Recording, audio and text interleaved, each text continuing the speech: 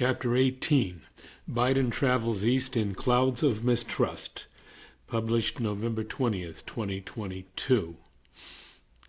U.S. President Joe Biden and Chinese leader Xi Jinping met for more than 3 hours at the G20 conference November 14th and 15th, 2022, in Indonesia. They needed to discuss each other's red lines, Biden said.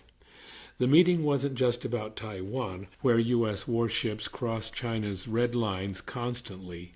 China, quote, is the only country with both the intent to reshape the international order and the economic, diplomatic, military, and technological power to advance that objective, Biden wrote in the new U.S. defense strategy document issued in October 2022. That document focused on China and Russia as key threats to U.S. hegemony.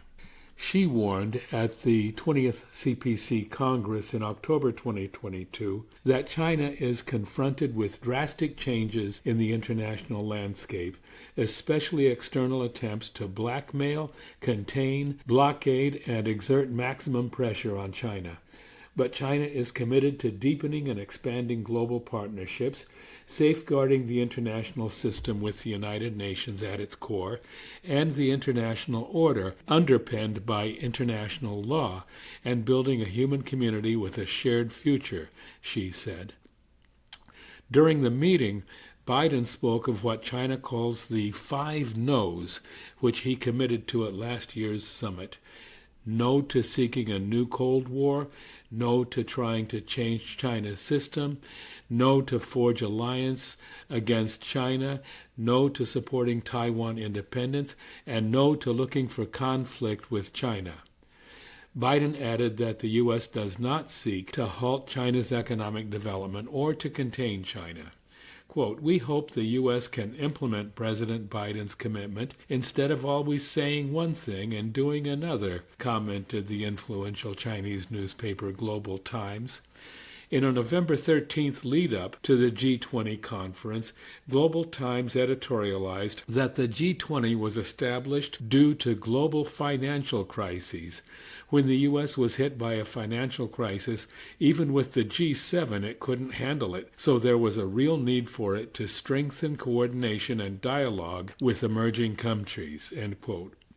Global Times adds that the G20 is also a symbol of the transformation from the West having the only say to common governance across the globe. G20 is not an expanded G7. While the latter is just a coterie of rich countries, the former is a sign of multipolarity. The G20 consists of the world's major developed economies and emerging markets, which together account for about 85% of the global economy, end quote. It concludes that the whole world is pinning their hope on G20 to be a catalyst of global economic recovery, especially for developing countries, end quote. The International Monetary Fund's Research Department director said last month that a wave of debt crises are coming in the global south, and the global economy is headed for stormy waters. The world faces a geopolitical realignment that will be permanent. He warned the worst is yet to come as the depreciation of most currencies against the dollar and rising interest rates make it hard for both governments and companies to service their dollar-denominated debt. The director, Pierre-Olivier Gourinchas, made these comments in a press briefing in October, reported November 14th by Ben Norton of Multipolarista, now called Geopolitical Economy. The members of the G20 are Argentina, Australia, Brazil, Canada, China, France, Germany, India, Indonesia, Italy, Japan, Republic of Korea, Mexico, Russia, Saudi Arabia, South Africa, Turkey, the United Kingdom, the United States, and the European Union. Several are also members of BRICS: Brazil, Russia, India, China, and South Africa. Argentina, Iran, and Saudi Arabia are also candidates for BRICS membership.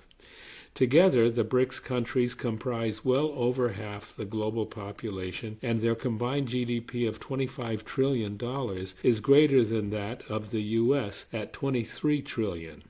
Saudi Arabia, Iran, and Argentina's combined GDPs would add about 2.3 trillion. If Saudi Arabia follows through with joining BRICS after welcoming Xi in a recent visit, it could be a game changer. Other prospective BRICS members include Mexico, Indonesia, Nigeria, and Turkey, adding their combined GDP of nearly $4 trillion. The EU, Japan, and South Korea have a combined GDP equal to that of the U.S. Stops along the way. U.S. Treasury Secretary Janet Yellen visited India November 11th en route to Indonesia for G20. She made it clear the U.S. goal with G20 was to try to reshape the global economic order so, quote, allies depend on one another for the goods and services that power their economies, end quote. USAID is providing $500 million to finance a U.S. solar manufacturer's new facility in southern India, specifically to, quote, move away from China, end quote, which leads the world in solar technology. Yellen used the canard of forced labor in Xinjiang, an evidence-free claim, to smear China. India, quote, shows little interest in U.S. overtures, the Times report says. India refused to join the U.S. campaign against Russia over Ukraine. Its imports from Russia rose 430% since February, mainly due to oil and gas imports from Russia. There is a layer of apprehension, if not outright mistrust, in Delhi, said Eswar Prasad, a former IMF official and professor of trade policy at Cornell University. Biden stopped in Cambodia en route to Indonesia to attend the East Asia Summit, EAS, there. EAS includes the 10 members of the Southeast Asia Treaty Organization, SEATO, plus China, Russia, USA, Japan, South Korea, Australia, and New Zealand. Russian Foreign Minister Lavrov represented Russia. He said the U.S. Indo-Pacific strategy ignores inclusive structures of regional cooperation and would lead to the militarization of this region with an obvious focus on containing China and containing Russian interests in the Asia-Pacific, end quote. Quote, the U.S. better give up attempts to contain China by utilizing Southeast Asian countries, was the headline of a Global Times November 3rd report by top opinion writer Hu Xijin. It said, the U.S. has always wished to build an anti-China united front in the South China Sea with Japan, Australia, and Southeast Asian countries. Vietnam is a key U.S. target to rope in, but Vietnam is clearly aware that the U.S. wants to use it as a pawn, so Hanoi is vigilant while developing relations with the U.S. Who wrote that during Vietnamese leader Nguyen Phu Trong's visit following the 20th CPC Congress, Trong reiterated that Vietnam will not allow any country to establish a military base in Vietnam or join any military alliance or use force against any country or work with one country to oppose another, end quote. A New York Times report November 13th said ASEAN, Association of Southeast Asian Nations, leaders at the EAS conference reiterated their strong ties with Beijing and issued a joint statement with China supporting the One China policy, opposing independence for Taiwan. China and ASEAN are each other's largest trading partner, a Global Times November 12th report said. Indonesia's Jakarta-Bandung high-speed railway approached 90% completion in October. It is a flagship project of China-Indonesia cooperation under the Belt and Road Initiative, Global Times says. When fully completed, it will be the first high-speed railway in Indonesia and the entire Southeast Asia. This month, the total quantity of freight transported by the China-Laos Railway had exceeded 10 million tons, with the cross-border cargo transportation value hitting $1.7 billion. Security issues.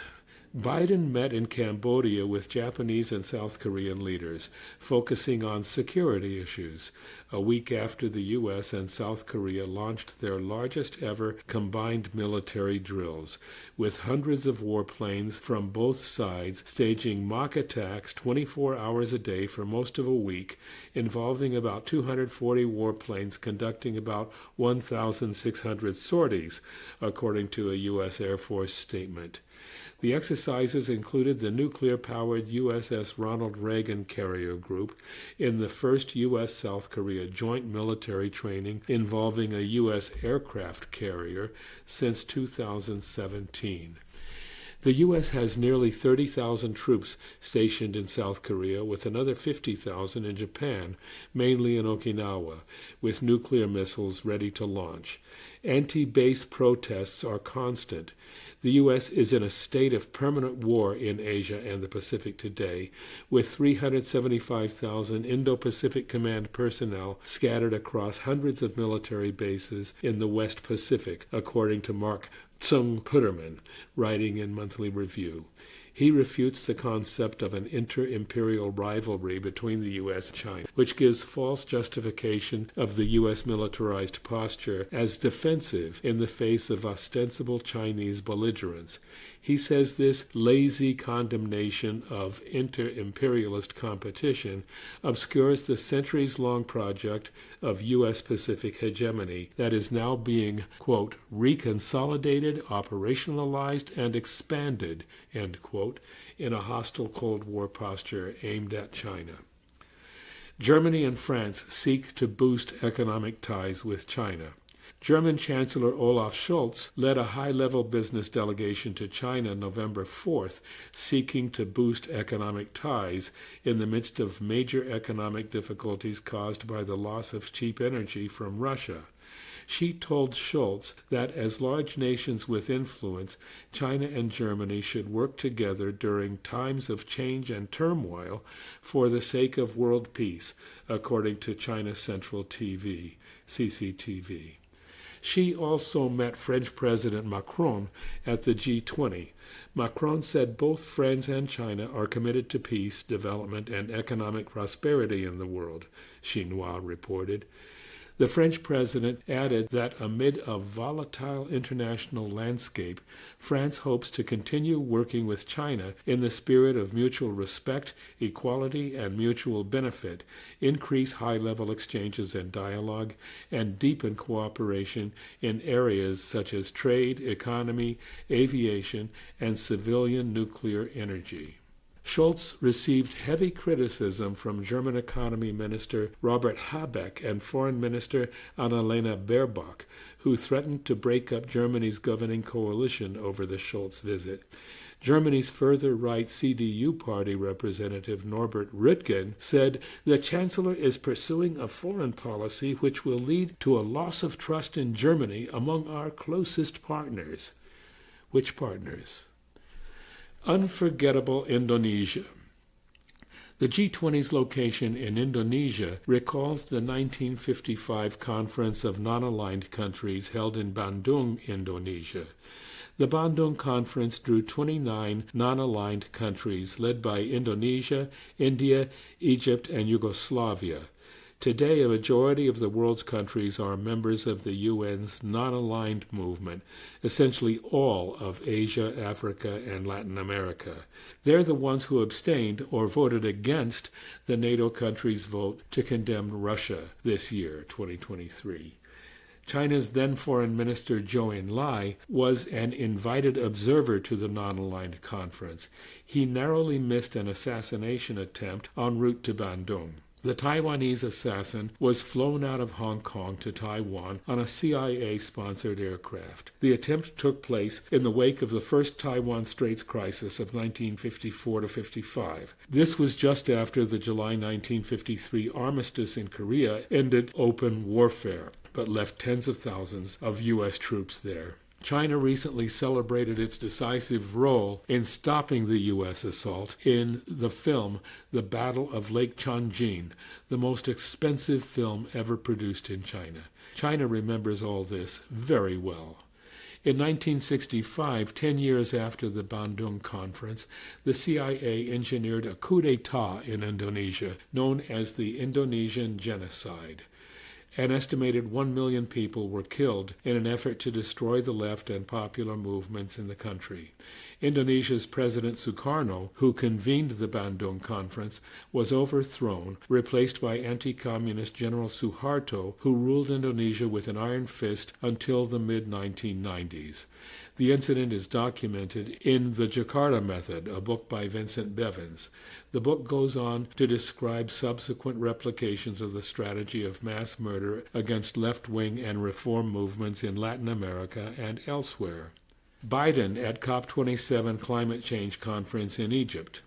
President Biden touched down in Egypt to speak at the COP27 UN climate talks on the weekend before continuing to Cambodia and Indonesia.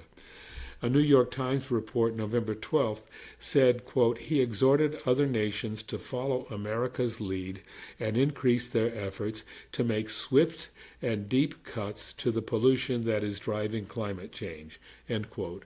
He highlighted the Inflation Reduction Act passed earlier this year, which would impose fines of $1,500 per ton of methane gas released into the atmosphere. Methane gas is a greenhouse gas that traps about 80 times as much heat as CO2, according to the New York Times, November 12, 2022. A proposed EPA regulation would cut emissions by 30% by 2030 and eliminate 36 million tons of methane emissions by 2035, Biden said.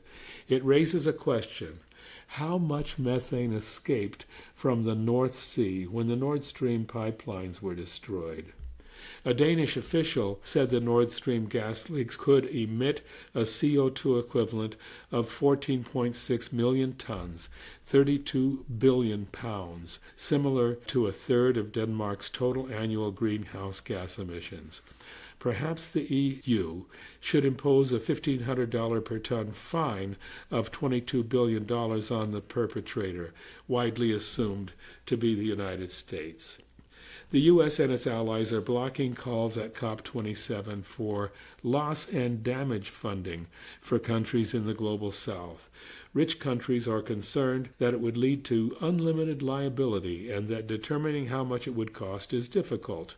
Estimates of financial costs of weather events in low and lower middle income countries just for damages between 1998 and 2017 are over $500 billion.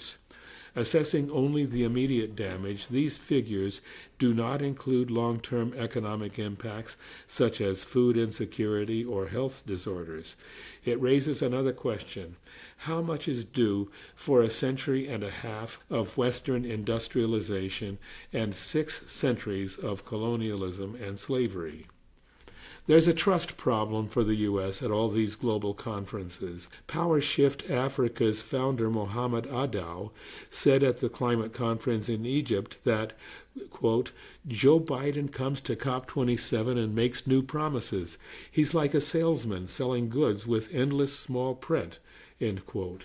In India, Treasury Secretary Yellen found a layer of apprehension, if not outright mistrust.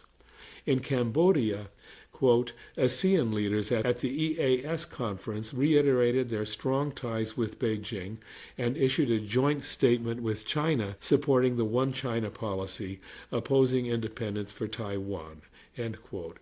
And in Indonesia, the U.S. finds the G20 to be a symbol of transformation from the West having the only say to common governance across the globe. G20 is not an expanded G7, as Global Times wrote. Joe Biden and his team are finding a whole new world out there.